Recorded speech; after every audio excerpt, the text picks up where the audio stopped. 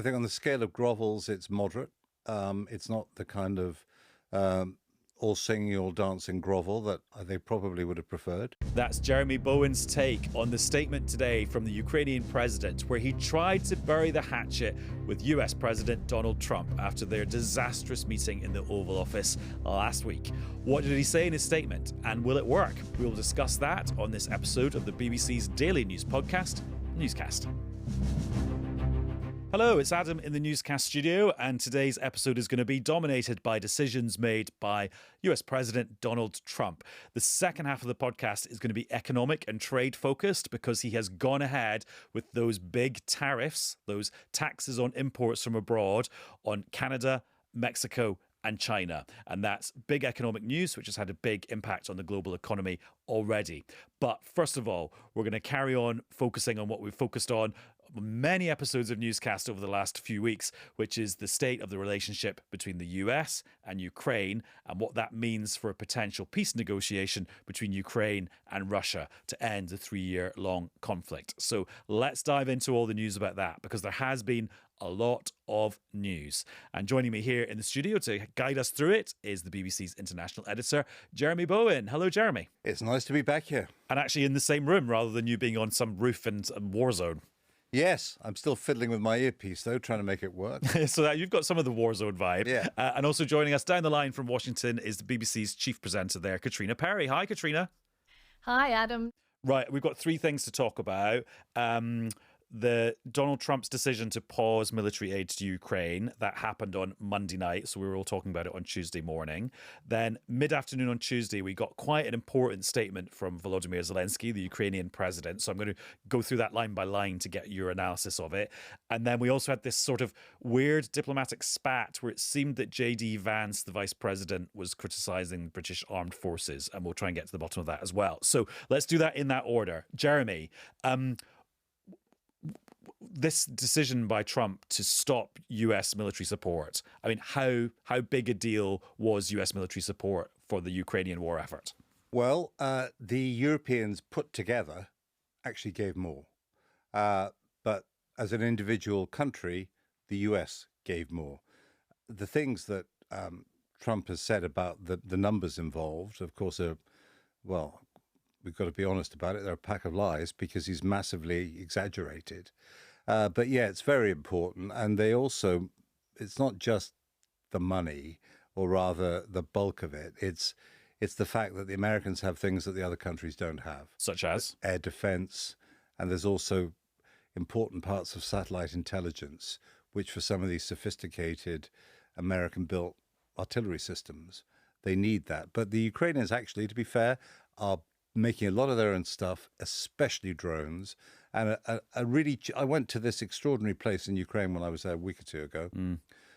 This little workshop where they were getting them ready for the front line. And in that, they had shelves and shelves and shelves of hundreds and hundreds and hundreds of those little drones you see people playing with in the park at the weekend. But they've got a way of weaponizing them. And so what they said, and they showed videos to prove it, a skillful drone pilot, if they hit the right part of, say, an oncoming tank with one drone and a kilo of explosive, can blow it up. Kind of that's the modern warfare, as opposed to that kind of the big kind of missiles loaded on trucks. Yeah, the Russians kind of picture. The Russians, at the very beginning of the war, it was all those sort of tanks and big guns and things. But actually, the Russians and the Ukrainians now use drones massively, and they made massive advances with it. And actually, on the battlefields of Ukraine and also Russia, the part that the Ukrainians have taken, more people, more soldiers on both sides get killed by the other side's drones than by any other means. And Caitriona, what was the basis for this decision then? Is it short-term tactics to put pressure on Zelensky because the White House doesn't like him very much at the moment? Or actually were the seeds of this planted quite a long time ago? I think a bit of both, Adam, really. President Trump has long said he doesn't want to be supporting, what he sees as other countries' fights. He spoke about that on the campaign trail. He mentioned it in his inaugural address as well. So he wants out of this. He wants Ukraine off his plate, off his table. So part of it is, that long-term plan to no longer have any US involvement there.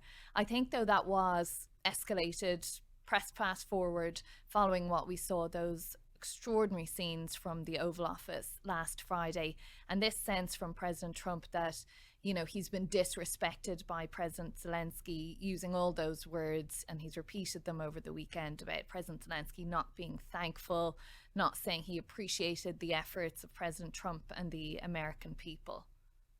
And Jeremy, we had a sort of a bit of a preview of this last year, didn't we? Before Donald Trump even was president, and he was quite influential in holding up and pausing military support under President Biden. Yes, because very skillfully, he's essentially wrapped the Republican Party around his little finger. They are terrified, the vast majority of them, to step out of line.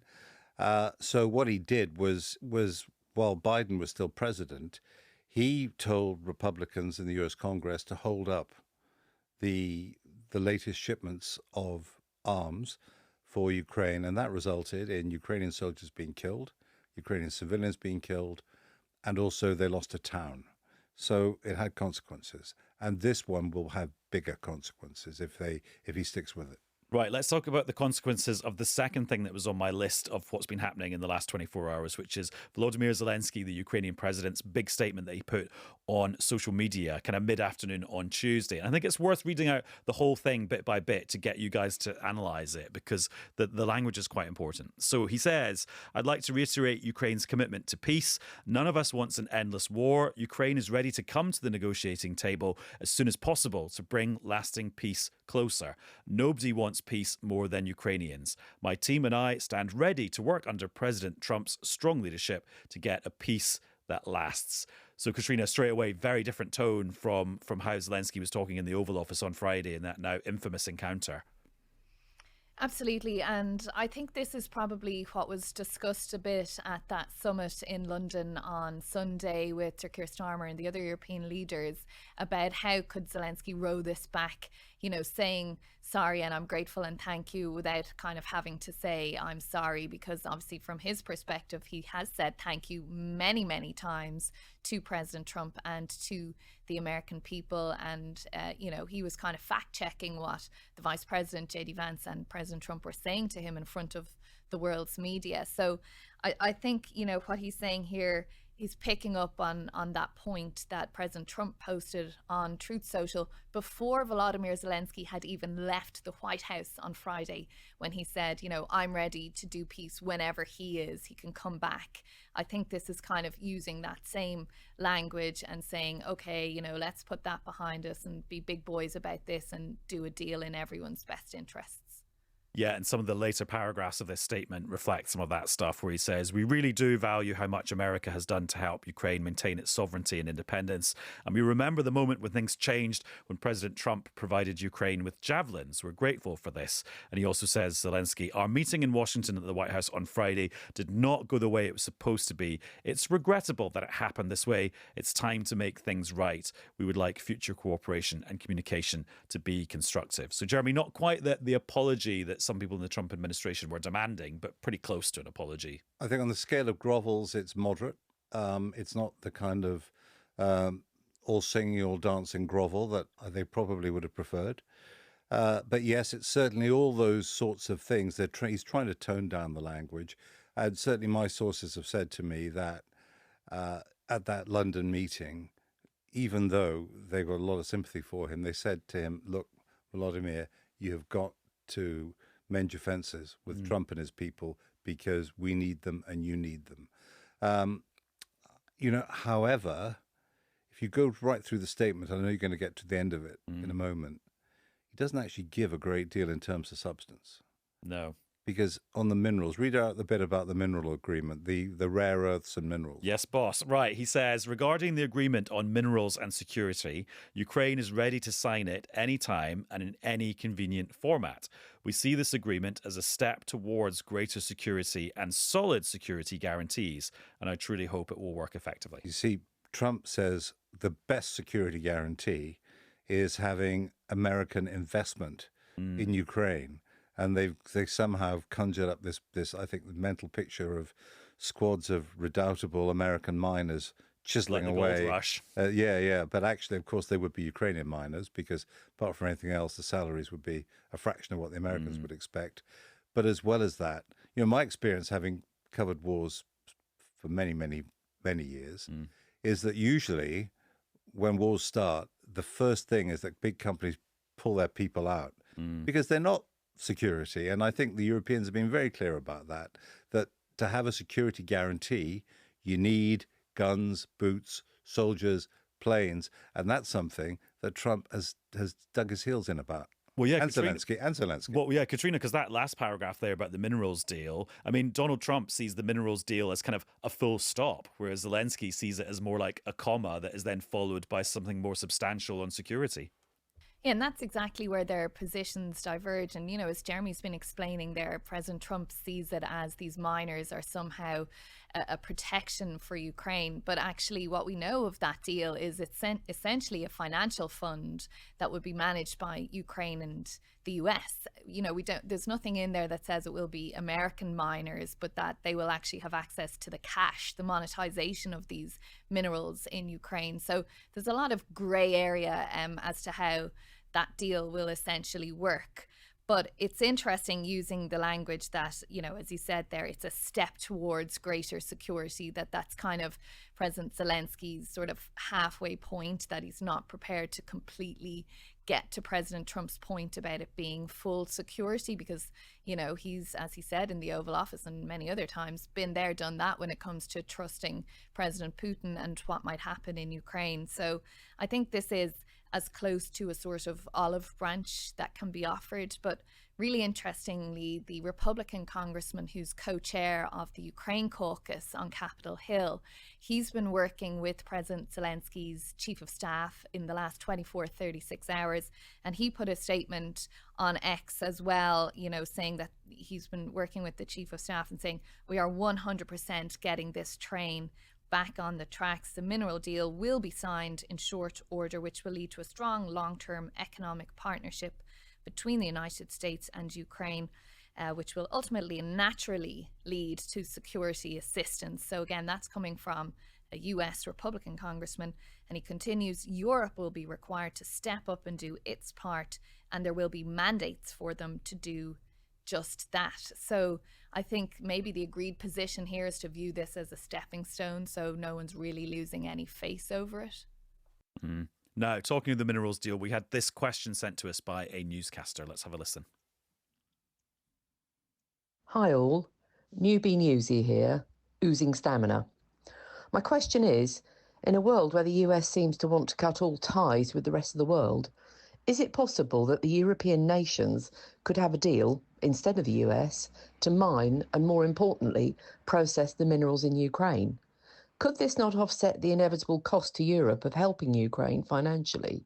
And the Donald would have to buy more minerals for his burgeoning IT industry from us or China.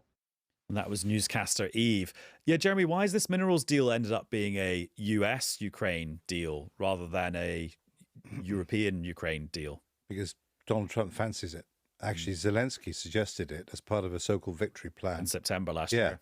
But I think Trump's business ears pricked up at the thought of profit. We just have to stop and think for a moment, because America used to make alliances with countries on the basis of shared beliefs, shared enemies, things like democracy. I mean, do you remember scenes at the Berlin Wall? John F. Kennedy in 1963, the proudest boast in the world today is I'm a Berliner. President Reagan, back before it came down, tear down this wall, Mr. Gorbachev. I mean, Donald Trump says, how much are you going to pay me? A different approach. So, I mean, it sounds like that is Zelensky ready to maybe go back to Washington, though, Caitriona, and sign on the dotted line, which is what he was meant to be doing on Friday before it all went south. Yeah, I don't know if it would involve him personally coming back here or not. What I'd been told on Friday was actually it was going to be the Commerce Secretary, Howard Lutnick, or the Treasury Secretary, Scott Bessent, who would sign it on the American part, and that it would be someone other than Zelensky that would sign it on the Ukrainian side. So maybe we see that happen, some middle ground somewhere the deal gets signed there. President Trump has said he's going to talk about it in his address to the joint houses of Congress tonight. So, perhaps another thing that's going on behind the scenes here is allowing President Trump to announce maybe that it even has been signed by the time he steps up onto Capitol Hill tonight, and then that's seen as a win for him. Of course, it's the State of the Union speech tonight, which is always a big deal in the American political calendar, but sort of seems a bit less so this time because Trump is doing so many statements all the time anyway, that actually this one seems slightly less significant. But let's see what we wake up to on Wednesday morning. Right, let's do that third item on my agenda now, which is the Vice President J.D. Vance, who was doing an interview with Fox News. He was talking about this idea of a peacekeeping force or a security force or a reassurance force of European troops in Ukraine to kind of police any potential peace deal. And this is what he then said. If you want real security guarantees, if you want to actually ensure that Vladimir Putin does not invade Ukraine again, the very best security guarantee is to give Americans economic upside in the future of Ukraine. That is a way better security guarantee than 20,000 troops from some random country that hasn't fought a war in 30 or 40 years. The security guarantee and also the economic guarantee for Ukraine is to rebuild the country. Now, Caitriona, he didn't mention any countries by name, but do we know which countries he meant? I certainly know who lots of people think he meant. Yeah, well, I mean, UK and France are the obvious ones, right, given that they've both pledged to send peacekeeping troops into Ukraine. But the Vice President has been posting on X about this. And bear in mind, he posted that exact clip himself in his own X feed. So clearly he thought it was a good clip and something he was proud of saying. But then today he's reposted somebody else sharing the exact same clip saying, I don't even mention the UK or France in that clip, both of whom have fought bravely alongside the US over the last 20 years. So quickly trying to row back from accusing these coalition partners who have stood shoulder to shoulder on the battlefield with the US, and many, paid the price ultimately with their lives. So seeking to row that back himself, even though he shared the clip originally himself. And irrespective of which country he means, Jeremy, I mean, it's another example of J.D. Vance being really happy to just massively offend the whole continent of Europe, which he's done a couple of times already this year. Yeah, he was clearly referring to Britain and France. I mean, let's be clear about this. No one else has agreed to step up. It's obviously Britain and France. I think it's a sign of the arrogance and hubris, the arrogance of power inside the White House at the moment.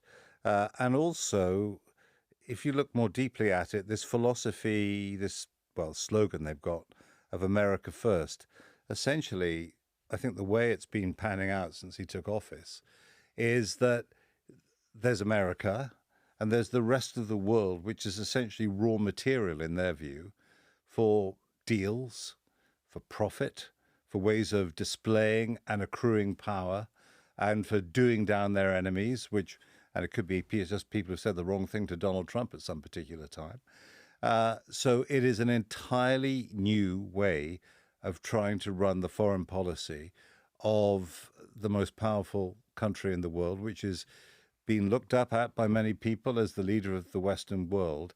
And I think it is a step back, perhaps, into a kind of 21st century version of isolationism, because they're going round, and I know you'll be talking about this later, they're also mounting direct attacks on trading partners.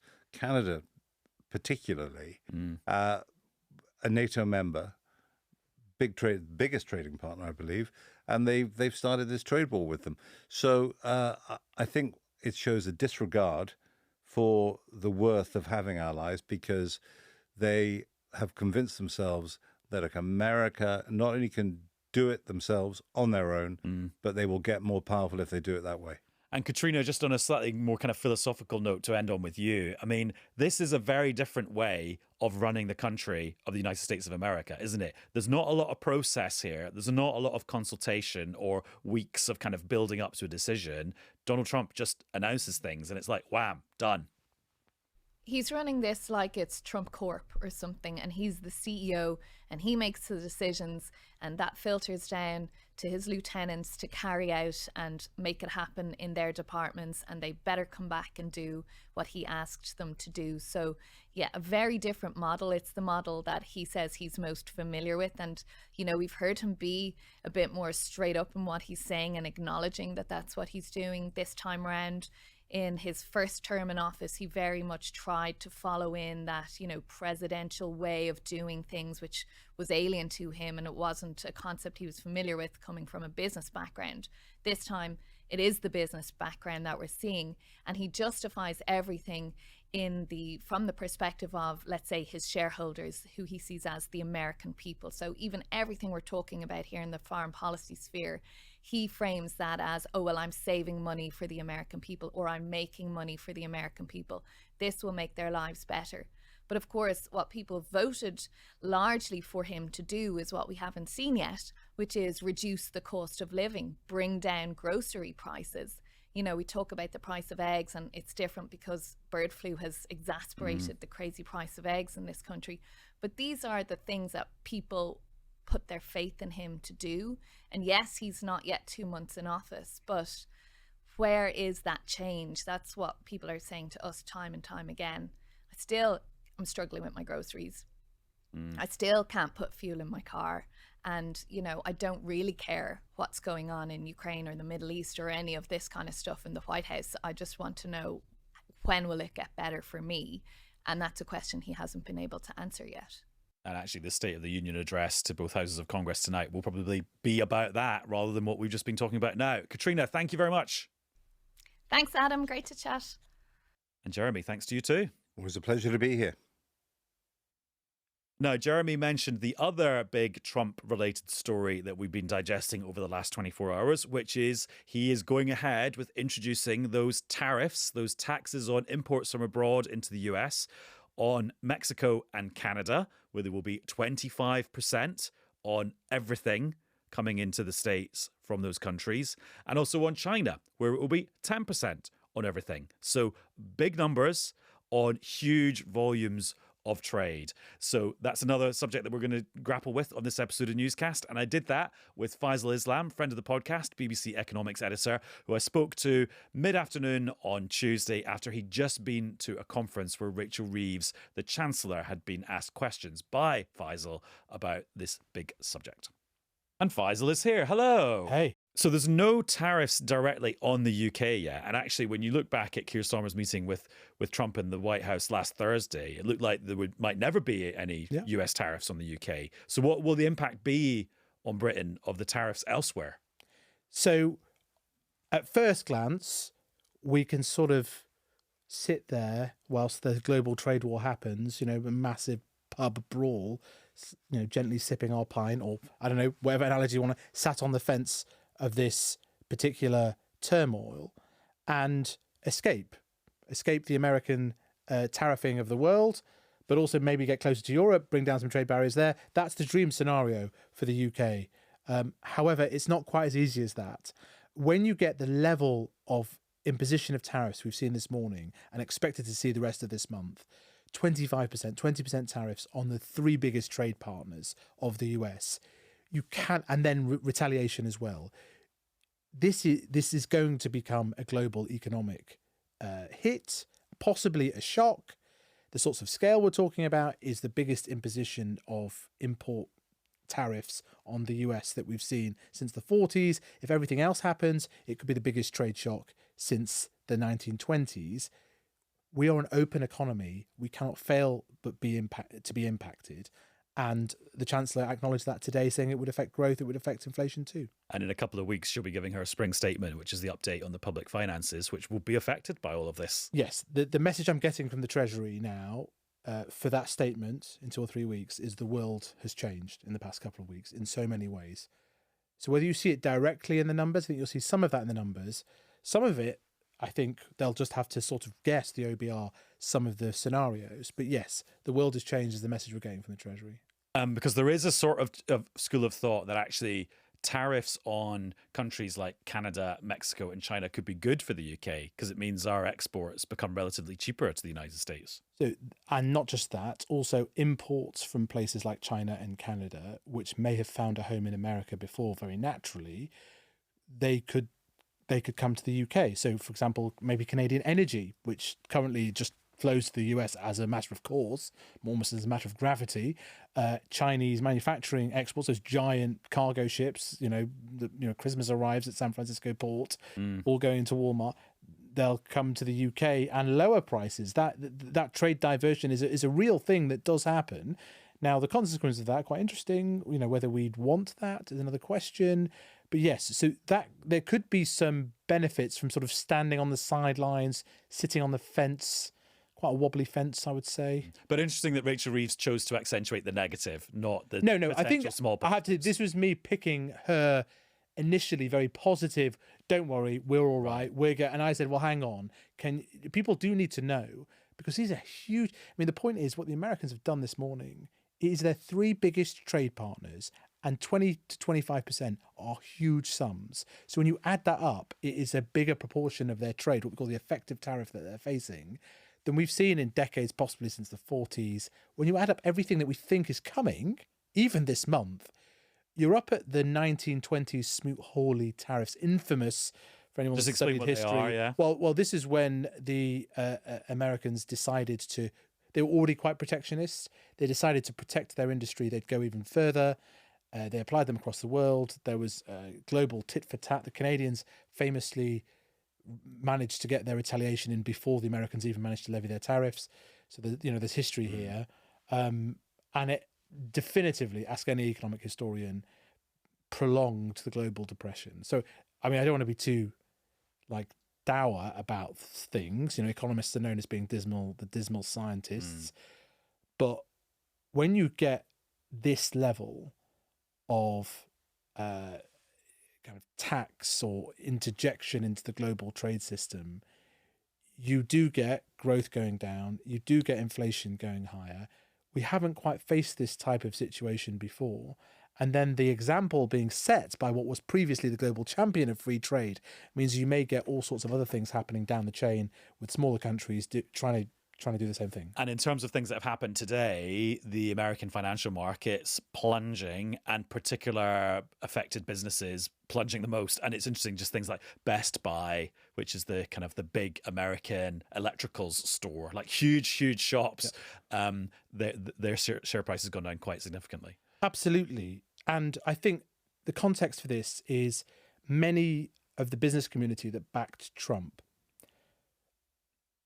when you ask them about how can you back this policy, and they say, well, it's not really going to happen. And they always do this thing, and you hear it a lot. Oh, it's art of the deal. It's just the negotiation. In fact, I remember hearing one of the biggest American CEOs, I spoke to him, they'll say, oh, they'll just, they'll beat up the Mexicans and the Canadians over fentanyl a bit. Which is initially what happened, because the threat of tariffs was levied on Canada and Mexico to get them to do stuff around their borders, yes. Which they did. They did, but and everyone thought, he was just using it as a tactic to get them to do that. Yeah. Okay, so this is where we have a challenge, don't we? Because on the face of it, the official position of the American government is that this is about the fentanyl crisis, which is a crisis. But I mean, in particular in the case of Canada, it seems impossible to defend that that's the case. And indeed, when the White House, when the president himself keeps on mentioning loads of other reasons, and of course they start with concern about trade, about stealing jobs, about industries that should be American, all that, classic protectionist stuff. That's not fentanyl. And then especially in the case of Canada, he keeps on mentioning that he wants to incorporate Canada as a 51st state into the US. I mean, and everyone sort of laughs it off. It's a deadly serious thing if you're a Canadian. I mean, what on earth are you supposed to negotiate over? No Canadian politician, and by the way, there's a sort of election in the offing, and there is a leadership election in Justin Trudeau's party right now. What are they supposed to do with that? Are they supposed to engage with the idea in any way, shape, or form?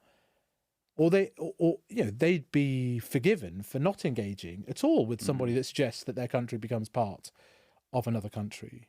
It's extraordinary stuff. I mean, you stand back from it, and our job is to try and rationalise this stuff. But when you think about what's happened in the past 24 hours, and who knows what's going to happen in the next 24 hours, what's happened in the past 24 hours is undoubtedly the White House.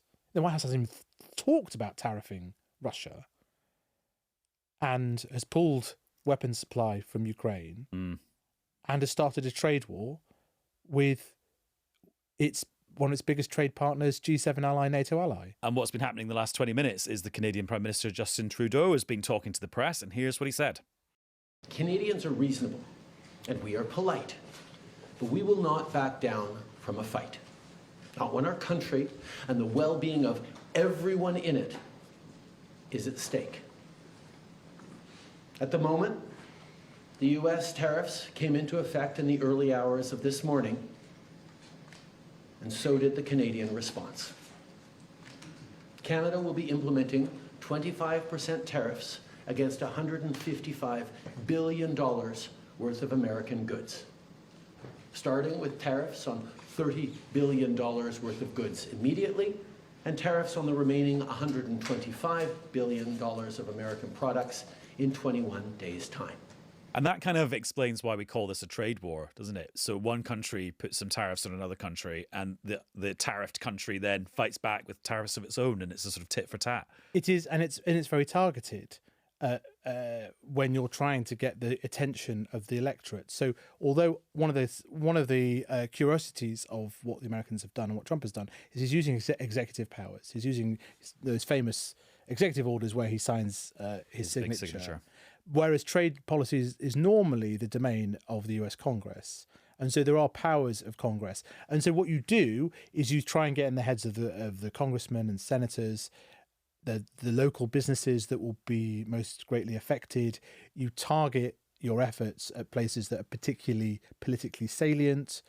But there's, away from the Prime Minister's office, there is obviously a fight for an election in Canada that was definitely going to be held before October. You've got Mark Carney and others. Carney's looking like the favourite to take over from Justin Trudeau. And they're going very hard. It's becoming a competition to show how tough you are with Donald Trump. Dollar for dollar tariff retaliation.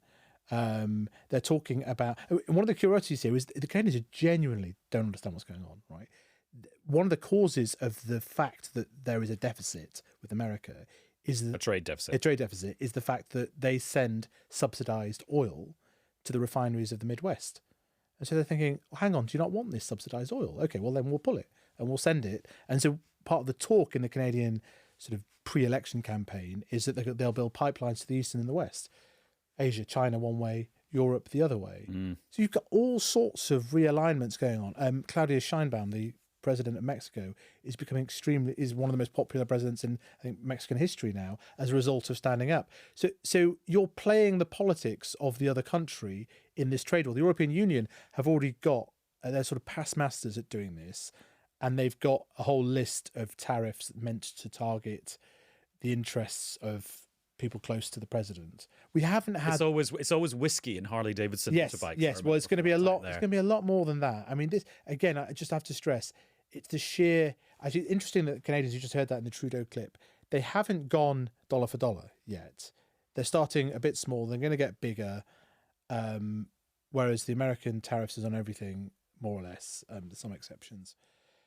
So, these are just huge numbers. When you do the three top trade partners and you do 25%, and then I said you've got the EU coming, you've got steel and aluminium, you've got cars, you've got potential agriculture tariffs. That is an absolutely massive amount of intervention in the global trading system. I'm just trying to think back to the first version of Donald Trump and his first term, and whether he ever put tariffs on something and there were negative consequences and he changed his mind and he took them off. I can't remember. So because actually the story is that Biden kept a lot of them. No, he did. As opposed to Trump scrapping them, they didn't work. Well, the classic example where it's become a sort of the economic academic papers on this now is the washing machine, which was mainly Korea. And they slapped 20 to 50% tariffs on those. And sure enough, some of the washing machine manufacturing jobs in America. Depending on how you count them, just shy of 2,000. However, the economists say that it cost the US consumer $1.5 billion in higher prices for washing machines. Washing machine prices went up 42%. They didn't go up in the UK; they were just up 2%. And by the way, they didn't come down fully when the tariffs came off. And this is the kicker, right? It also pushed up the prices of tumble dryers, even though they weren't tariffed, just because they're sold together. So that gives you a cast iron example of how tariffs cause inflation. And it wasn't just higher prices for the imported, also the domestic manufacturers also just whacked up their prices. That is what happens. Imagine that's just washing machines and then tumble dryers. So interesting. Imagine that. On everything that comes from Canada and Mexico, and China. That's so interesting. You mentioned The Art of the Deal a few times. John started reading it while I was on holiday. Okay, so you get some weird. Should we start a negotiation? Well, you get some weird looks around the swimming pool when you're reading it. And I mean, I'm less than halfway through, but I mean, on every page there is something just quite interesting. Right? I started doing some screen grabs of it. Let me find. Where's this? And I mean, it's his ghostwriter has definitely captured his voice very well. Right. Here's a section in his chapter on tactics. Think big. I like thinking big. I always have. To me, it's very simple. If you're going to be thinking anyway, you might as well think big. Which kind of sums up our conversation today. And I looked back at the advert he put out. This has become a bit of a meme about when he came back from Moscow and he put out an advert in the mid-80s. And it was anti-NATO. Actually, it turns out it doesn't mention NATO in that advert if you go back to the source material. But what is fascinating is he's making the same arguments about being treated unfairly by a partner, an ally. In this case, it was Japan. Why are we paying for their defense when they then outcompete us? And here's one thing which I feel, where is this all going is a question you may ask. And there is a strong vein of theory from insiders who've been watching the Trump court very carefully, that where this goes is that tariffs is the chaff. Pretty big chaff. In the sense that they're just throwing it out and it's a distraction and it's designed to create chaos. But the real game here is a realignment of currencies. So that Trump, as he did back then in that advert in the 80s as regards the Japanese relationship, thinks the dollar is too strong and he wants the rest of the world to join together and lower the value of the dollar. When you lower the value of the dollar, you will have that impact of making US exports more competitive.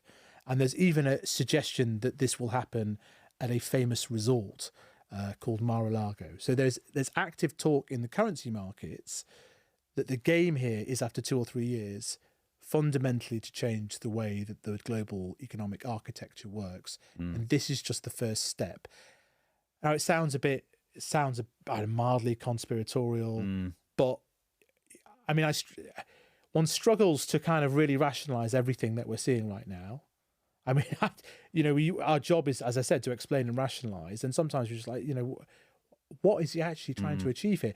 As Macron said last week in the Oval Office, how can you expect us, essentially, he said this in a Fox News interview, how can you expect us to up our game in terms of rearmament to take on the American burden of defending Europe with a massive trade war?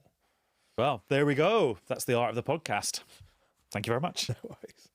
And Caitriona's been in touch to point out that when you're at this stage of your presidency, the address to Congress isn't actually a State of the Union. So I was being too West Wing watching when I said it was a State of the Union address, because that will actually be next year when Donald Trump addresses both houses of Congress. And if you want more analysis and detail like that, the place you can get it is our sister podcast, Americast, who will be recording an episode on Tuesday night reflecting on what Donald Trump said in that big, important speech. And that's it for this episode of Newscast. Thanks to everyone who's been on it, and thanks to you too for listening. We'll be back with another one very soon. Bye-bye.